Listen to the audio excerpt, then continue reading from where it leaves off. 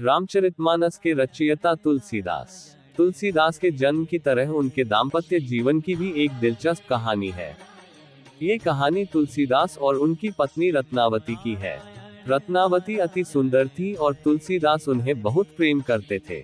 रत्नावती के सौंदर्य का जादू उन पर इस कदर चढ़ा था कि वे दुनिया जहां की परवाह किए बगैर उन्हें प्रेम करने लगे।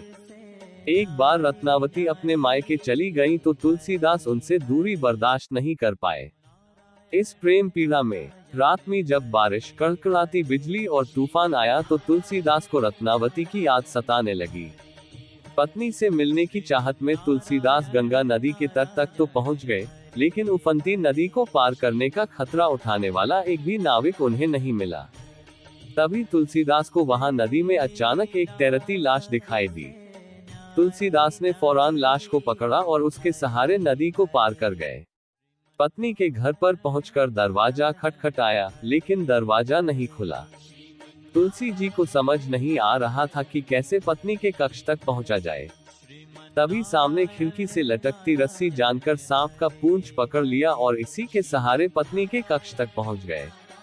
पत्नी ने जब रामबोला को विक्षिप्त हालात में अपने पास आया देखा तो अनादर करते हुए कहा कि अस्थि चर्म मैं देहिए तासो ऐसी प्रीति नेकु जो होती राम से तो काहे भव भीत।